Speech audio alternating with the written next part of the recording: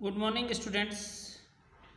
अपन ने पिछले वीडियो में रसारोहण को पढ़ा था। रसारोहण की परिभाषा क्या होती है उसको पढ़ा था, और इससे नेक्स्ट टॉपिक अपन ने उसी वीडियो में डिस्कस करने के लिए कहा था कि अपन अगले वीडियो में रसारोहण की प्रक्रिया को पढ़ेंगे कि रसारोहण की क्रियाविधि जो है उसके संबंध में कौन कौन से सिद्धांत दिए गए थे, इसको पढ़ेंगे। तो रसारोहण यानी रस का, या कहें कि विलयन का तने में स्थानांतरित होना, वो रसारोहण कहलाया था। तो ये रसारोहण को समझाने के लिए जो सिद्धांत दिए गए थे उनके विषय में अपन आज पढ़ेंगे। तो सबसे पहला जो सिद्धांत था उसका नाम है जैव बल सिद्धांत। जैव बल सिद्धांत नाम ही है जैव बल सिद्धांत।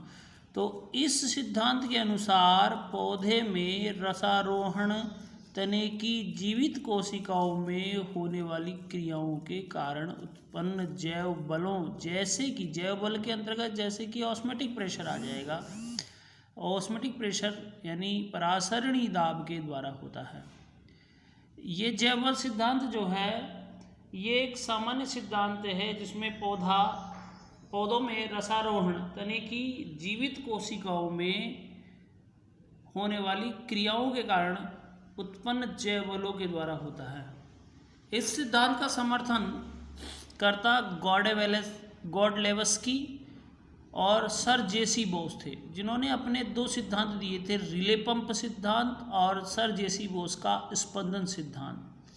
रिले पंप सिद्धांत और स्पंदन सिद्धांत ये हमारे कोर्स में ज़्यादा डिटेल में नहीं है, फिर भी मैं आपको बताऊं कि गॉडलेवस्की के द्वारा जो रिले पंप सिद्धांत दिया गया था, इसके अनुसार जाइलम जो होता है उसके पैरेन्काइमा और मज्जा किरणों की जीवित कोशिकाओं में, जाइलम की संरचना हमने पहले पढ़ ली है।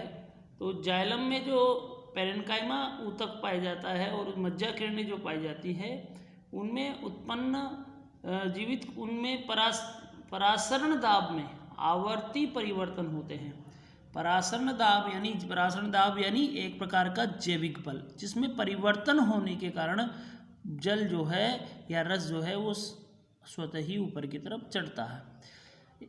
जबकि सर जेसी बोस जगदीश चंद्र बसु का स्पंदन सिद्धांत कहता है कि पौधों में रसारोहण तने की वलकुट की सबसे भीतरी, वलकुट यानी कॉर्टेक्स की सबसे भीतरी परत की कोशिकाएं जो कि अंतःत्वचा के संपर्क में होती है में नियमित रूप से स्पंदन होता रहता है।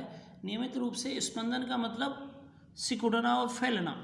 जब वो नियमित रूप से स्पंदन करती है तो स्पंदन के कारण रस जो है वो ऊपर की तरफ चढ़ता है। इन्होंने अपना ये भी पूछा जाता है कि सर जेसी बोस ने अपना प्रयोग किस पादप पर किया था, तो इनका जो पादप था वो था भारतीय टेलीग्राफ का पादप, भारतीय टेलीग्राफ पादप। बस इतना ही आपको यहाँ ध्यान रखना है कि इसके समर्थन करने वाले सिद्धांत कौन कौन से थे जैव बल सिद्धांत के। उसके बाद में दूसरा सिद्धांत है मूल दाब सिद्धांत। मूल दाब यानी जड़ों में उत्पन्न दाब।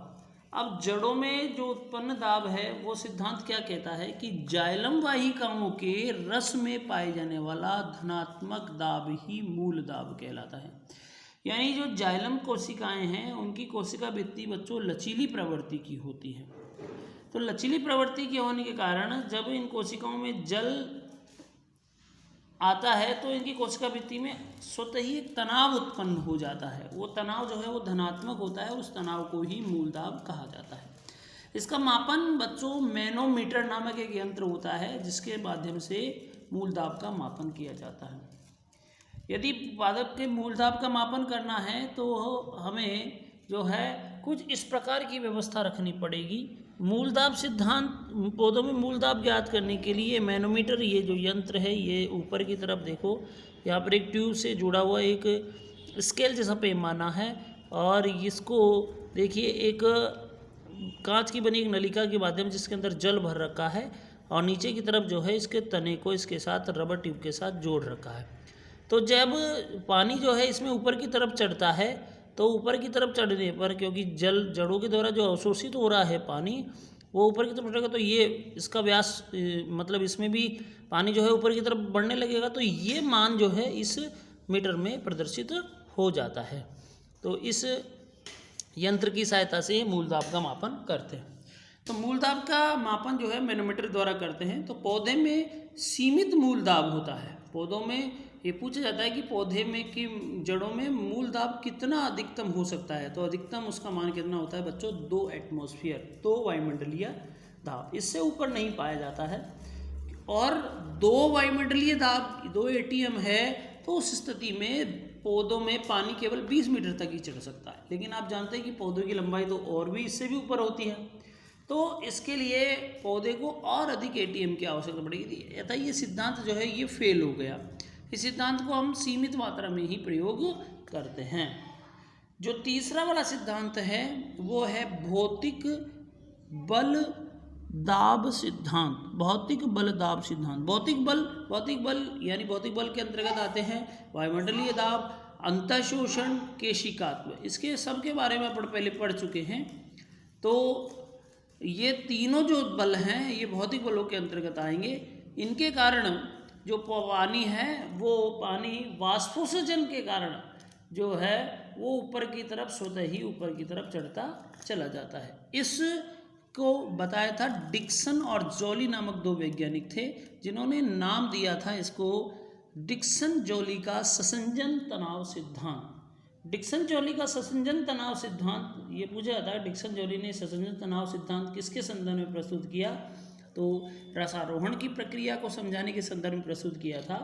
तो डिक्सन जॉली का सिद्धांत क्या कहता है कि जब वाष्पोत्सर्जन से तनाव उत्पन्न होता है तो जल के अणु जो है वो नीचे से शीर्ष की ओर निष्क्रिय रूप में यानी पैसिव फॉर्म में ऊपर की तरफ जाते हैं, जिसके लिए जीवित कोशिकाओं की आवश्यकता नहीं पड़ती। अतः रसारोहण जो है वो स्वतः ही भौतिक बलों द्वारा संभव हो जाता है। आज के वीडियो में बच्चों इतना ही। अब हमें जो है ये समझना है कि रसारोहण की प्रक्रिया के संबंध में कौन कौन सिद्धांत दिए गए थे, उन सिद्धांतों के नाम सभी को याद करने हैं। उसके बाद में इससे संबंधित जो छोटे छोटे से प्रश्न यहाँ जो मैंने अंडरलाइन किए हुए हैं इन सबको आप नोट कर लेना और इनको ठीक से याद कर लेना। ठीक है बच्चों, थैंक यू। आज का वीडियो इतना ही।